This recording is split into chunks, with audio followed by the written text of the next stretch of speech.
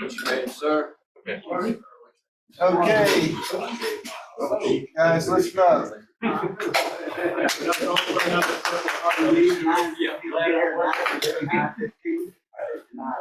What's up, guys? Okay, this is a presentation on ModelCon 5, which was held last Saturday on the board of the Battleship New Jersey. The show was put on by the Philadelphia Ship Model Society. Joshua Fishman, he pretty much was in charge of it, and so we'll get started. I will say that this show probably had about only 25% of maybe what the models were in prior times. And the guys online, can you see this and hear this? Anybody online? Just want to thank you, gentlemen. I really appreciate your time and a little bit of guidance and good luck, okay? You can hear it. Yeah, I can hear it. And you can see the thing share? Okay. Yes, we The can. blue ModelCon sign. Good, okay. All right, then we're all set. But in my opinion, I think the show, I know it was much smaller because like I said, it was about 25, 30% of the models that number that were from prior shows. But I did like the fact that it was in the wardroom, it was air conditioned. You didn't have to worry about the wind. And I just thought it was more intimate as far as being able to talk to modelers and all. There seemed to be more interactions, more camaraderie there, and speaking, between modelers and talking about the models. So I think, in some ways, I think I like the show better in the way that it was presented. And so this is,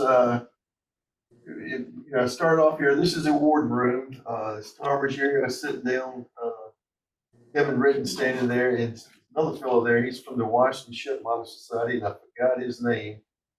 But the wardroom is, I think they had about 6 tables set up, and wasn't a lot of room, but there was a lot of traffic that went through. All the tours seemed to come through this room, and that was the goal.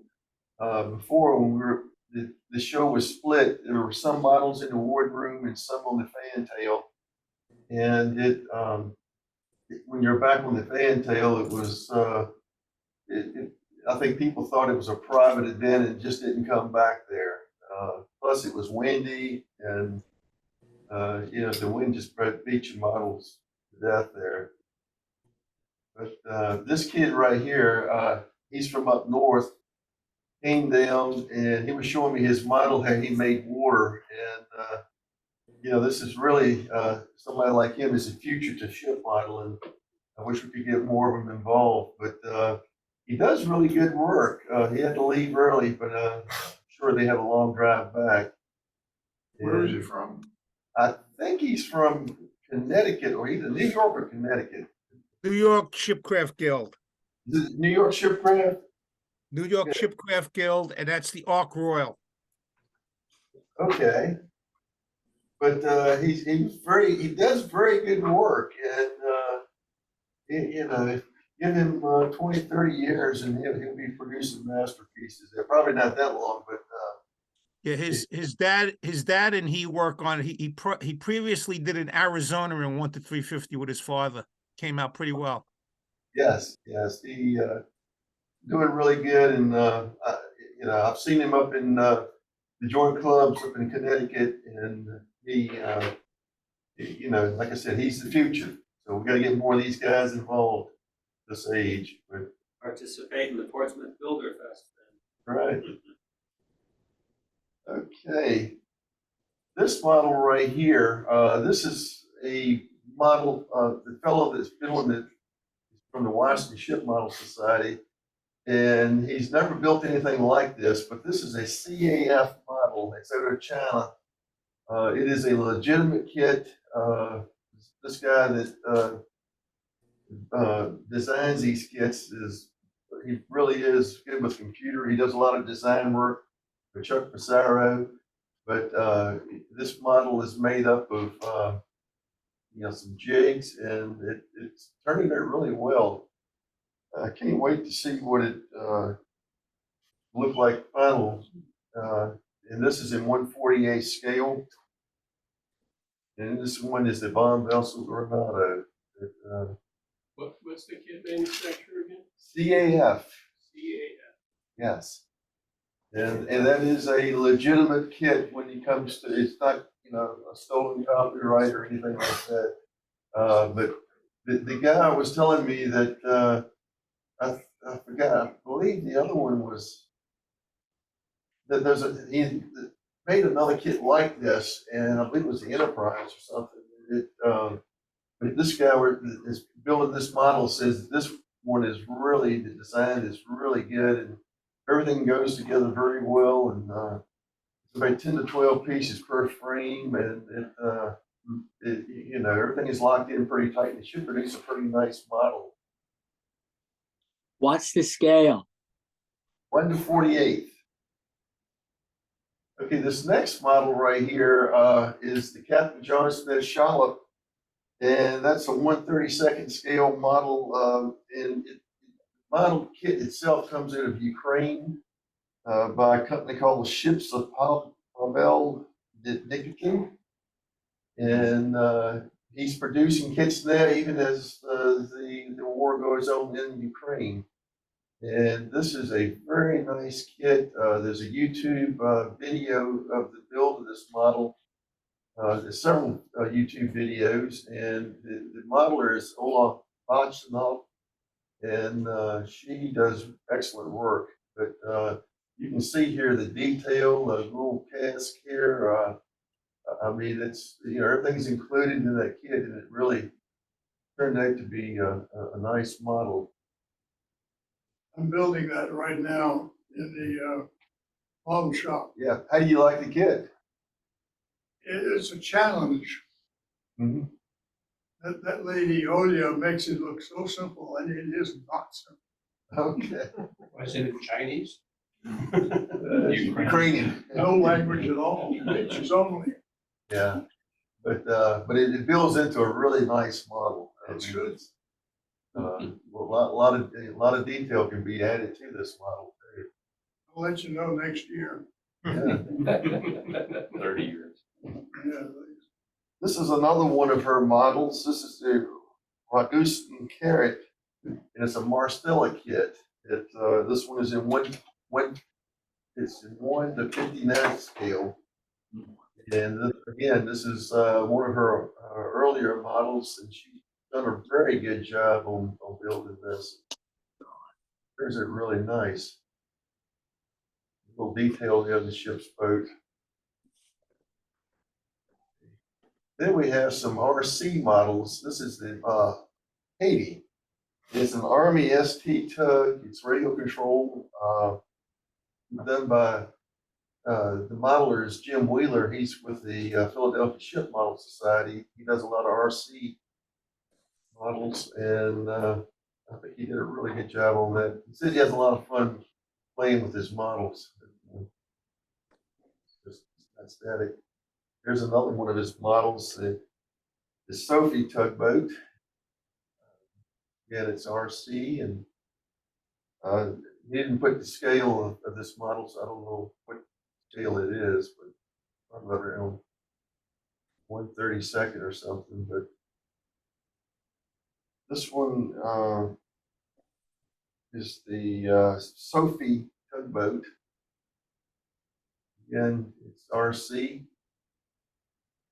And, Jim does some really good work. This one was a Lindbergh kit that the guy had a picture. I didn't get a picture of the picture, but it was like a newspaper clipping of a rusted hulk of a model. And so this is what he tried to model. The fellow's name was Joe Gungeons. It's a Lindbergh kit in 1/90 scale. And he really weathered it to look like it's just a rust bucket sitting there against the dock that's just you kind of captured the picture. And I wish I had taken a picture of the newspaper clipping that showed this. But this next one model is, I was really interested in this. This is called the R.E. Roy. It's a pollution control vessel for the Philadelphia Water Department. And it goes along the water and kind of cleans up the trash that's floating in the river. And if you look here, you can see there's a dumpster. And what this does, the bow of the boat opens up and the water circulates through the center of the boat, and the trash collects in this little bin right here. And it's like a dumpster. And he's got a detail pretty good, but it was really an interesting model. Again, it's radio controlled. And then this is the dumpster that dumps into this collection device right here. But pretty unique model. I don't, I mean, how many people, would model a trash boat? But this guy did a really good job. Okay. This next model is a Clyde Puffer, the Gene D second, and it's done by Ron Spicer, who's with the Philadelphia Ship Model Society, and he does a good job too. And this is a nice little kit. This was a limited edition kit that Chuck Passaro put together back. So it was probably almost 10 years ago. Chuck was designing this model for model shipways, and this one is in 1/48 scale, and the model for model shipways is in 1/24 scale. And on this particular one that Chuck did, he made about 20 models. So this is a limited edition that he ran, and these were a giveaway at a Northeast Joint Clubs Conference. And each table, somebody at the table got one of these kits, and I was fortunate to have also have gotten the kit. So it's in my unbuilt kit, but it turned out really nice. I mean, this thing is no longer than an ink pen. It's that small, but And they're all signed as well. yeah, the kit, right? I mean, I have heard that on eBay they can fetch as much as $300, because it's really a kit collector would love one of these, but it's a limited edition, and but I've seen Chuck's his prototype model, and it really what he did when he built the prototype, then he scaled it up for the model shipways and kit, and so now it's being sold by model shipways. This next model is the IJN Morgami, and this one is 1/350th scale Tamaya kit. And this is done by our own Joshua Fishman. He's working on that, so this was an in-progress model that he bought to show, and he's doing a really good job on it. There's a little detail of the very unique kit. It's from the Japanese Navy. This next model is I-400 sub. And again, this is a 1/350th kit from Maya. And the builder's name was A.J. Moritz. Nice model. Built a launch sequence.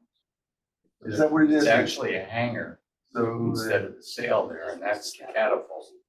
right. Yeah, and this is The Japanese. Japanese, Yep. yes.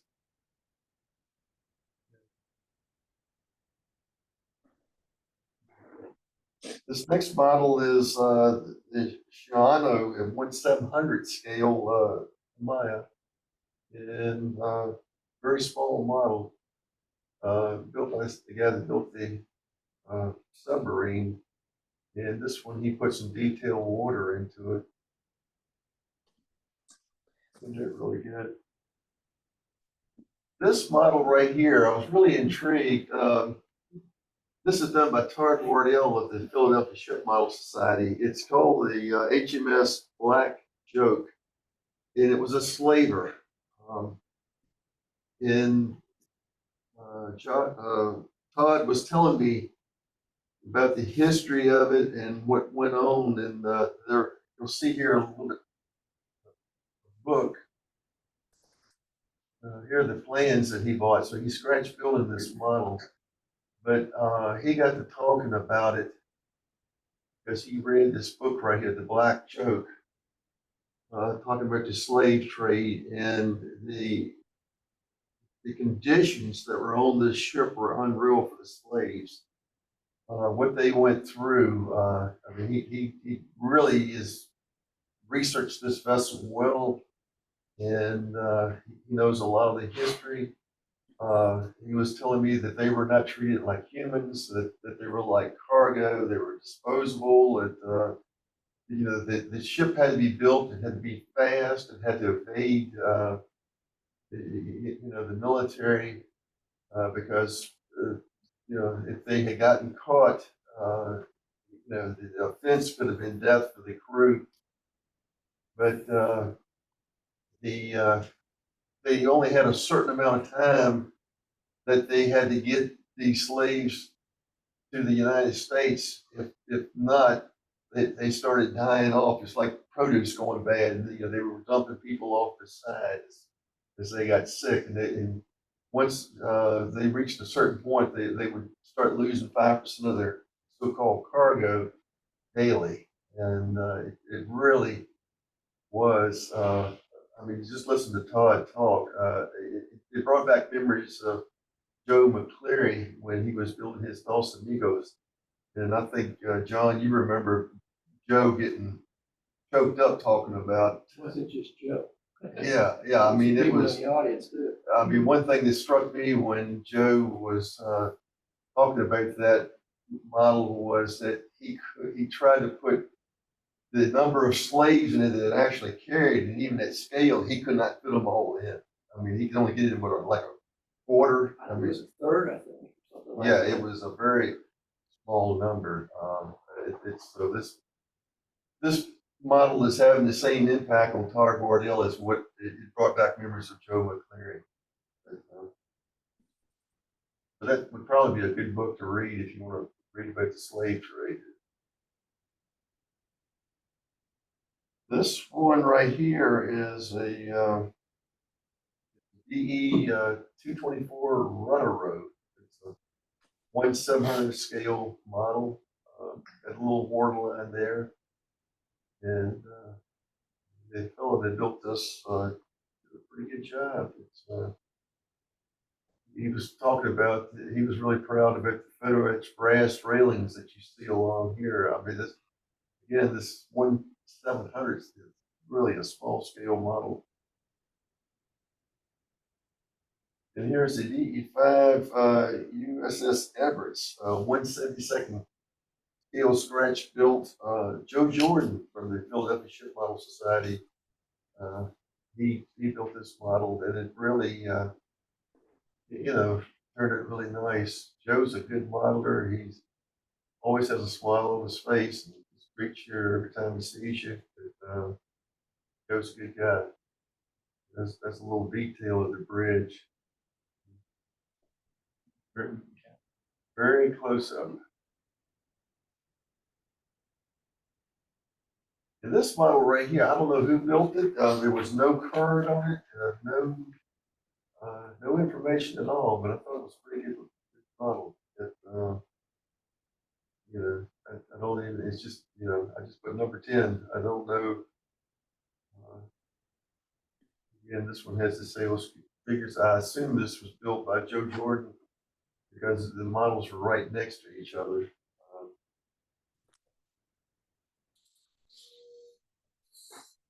And this is the Graf Zeppelin, the 120 scale scratch built carrier. The guy's name there is Frank Rossini. And, he did a, huge model that, really, really nice. I mean, it's got flings and, it just, really turned it really nice here. Those lines in the vortex, what's what account? Catapult.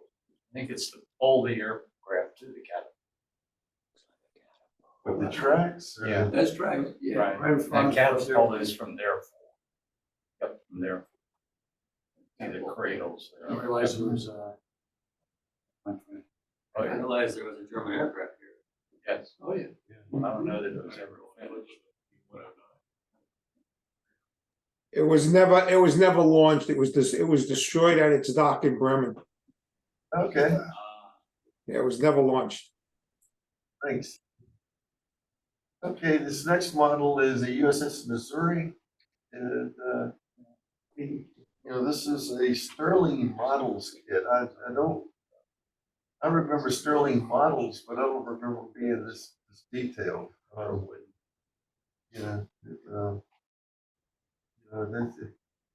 even know if they still make Sterling Models anymore, but, I had a Sterling Models, Constitution in like 192nd scale. When I first got married, I actually finished that model, but my wife threw away for some reason or Yeah, it's special. another. Yeah, it was encased, but it collected dust. But yeah, this turned out to be a really nice model. Hmm. Little bit more detail to it. Okay, this model right here, I mean, you can see by the size of the quarter, it's not very big. And this is from Eric Marshall. He's with the Ship Model Society of New Jersey. He's actually the skipper of the club. And he said they said bring a small model. So this one right here would fit in the palm of your hand. But it's a paper model. His first attempt at building a paper model, and he did a really good job on that. Really proud of it, and which he should be. I mean, that made it really nice when your first paper model. And this one right here is our own Kevin Ritton on his USN Picket Boat #1. Beautiful model. Drew a lot of attention. There was one person who was on this, I guess, a docent or volunteer with the Battleship New Jersey. She was really intrigued with this model, and understood that she stood around it and took pictures, and like a half an hour of just looking at this model. She was really interested in it. But I mean, it's really detailed, as you'll see right here. Kevin did a good job of, the coal, the buckets. Here's a chart of the Albemarle Sound. The boxes with the Army. And Kevin, you got anything else you want to say about this? Well, not too much. A lot of all the hardtack boxes, the ammunition boxes, all were all scratch built. This is the model shipways kit, heavily kit bag. In fact, one of the biggest parts of kit bashing it was actually shortening the hull by about 4.5 inches. Because the model shipways kit is historically way too. Also, the implements for firing the cannon were not included in the kit, so I had a little. I was able to kind of cheat a little bit. Group locally called Tidewater Maritime History Association. They have a full-scale 12-pound boat howitzer field carriage. We were able to get a lot of attention to the implements from their full-size cannon. And whose boat was this? Mine. No, not the real one. It was Lieutenant William Barker Cushing. Cushing, that's He actually used that to sink the CSS nine logs. Yeah, Throw it over it had a barricade. the Albemarle had a log boom around it that they actually What is the Scratch story? built the cannon, didn't he? No, the cannon came with a kit. But the percussion firing mechanism that's on it, I scratched is what came with the kit. It's just a real thin piece of photo etch that did. You're correct. And actually, the elevating screw works on it, and also the compression screws for the live work as well. Nice model. Okay, I looked up my longboat. This is a Medway longboat from 1742, a 124 scale model of, it's manufactured by Siren Ship Model Company, designed by Chuck Pissarro. I think y'all have seen this before, but That's yours. yes.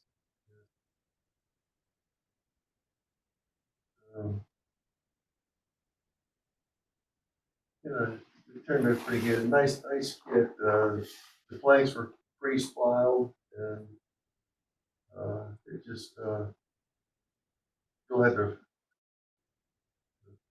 paper the edges and get everything to bend correctly. Good kit. And this is Tom Ruggerio's Titanic, which he showed earlier. Drew a lot of attention, and he's really done a good job. Which you got to see it in person to really appreciate all of it. I mean, the funnel's a hollow. I mean, it's just an amazing piece of work that he's doing. He's doing this for his landscaper. So this guy is really will get a nice model. I hope he realizes how much time and effort that Tom has put into it. At the mini craft kit. I believe it is. Yeah, it's mini craft. It's the Centennial Edition, and the original kit was an Academy kit. Came out in the early '80s, but it was cast mostly to the Olympic plans. So there were a lot of upgrades and things that had to get changed. That's where all the research comes in. So this kit is, although it's the same kit, there were a lot of changes that went in, and even with those changes that went in, there were still more things that had to be corrected. Okay, and this model right here is Tom's scratch built Liverpool from 1758. It's in a case, and I got a little reflection off of trying to get a picture of it, but the model was really detailed. I think Tom finished it up right there at the start of the COVID, and the model is a beautiful model. And when we were there, they decided, let's do a little competition. So what they did is anybody who entered a model was given a sheet of paper, and they were to walk around and pick what they thought was the best constructed model. And when it was all done, this Tom won the best constructed model with his Liverpool. So congratulations, Tom. And he got the prize was quite an honor. It was to pull the firing pin for a 5-inch gun. And so around, I think 1 o'clock, Tom went out and I didn't get a good picture of that, but here is Tom. And this is the 5-inch gun right here. And he's tied into, I guess, he pulled a button and then the gun fired. So it's fired electrically. It was a trigger, and you just press the trigger, and there was a several second delay, and then it's fired. What was interesting about it though is it fires, and you see I'm wearing ear protection. You took the ear protection off, and then you hear the echo, and it sounds like Philadelphia is firing back at you. You actually hear a returning echo coming from Philadelphia. Was it a blank? Did you hit him? Yeah, it was a blank. Was a blank. And but that was our trip to battleship, this is the last final photo here of this show of the battleship New Jersey. Several of us took tours. We went down into the engine room. It's one of the tours I took, and went down all the way to the bottom of the hull, and it was quite interesting to see. You talk about hot. It was kind of warm there. You can't imagine what it was like when the boilers were running, and but we got to see, the engine propelled the battleship. I mean, I don't have to imagine it, I can tell yeah, you, it's hot. yeah. I got photographs of that tour, Rylan. Okay. The other thing that might be of interest to you folks, I met the curator, Ryan Szymanski. Ryan Szymanski has a YouTube channel where he, on several aspects of the New Jersey, and he also picks up other museum ships like the Sullivans up in Buffalo, and the Texas, which is currently in dry dock. It's free, and it's a YouTube channel, and you have commercials and stuff because that's how they make their money. But just an interesting factoid is that the New Jersey is going into dry dock. They got $5 million from the New Jersey Historical Society. They're trying to collect 3 to 5 million more, and it's going to go into dry dock, and it's going to be there for about 3 months. And what they're going to be doing is cleaning and repainting the hull. And they're also going to be refurbishing all the blanks, because when the Navy gives you a ship or gives it on permanent loan, all of the seawater intakes are all blocked.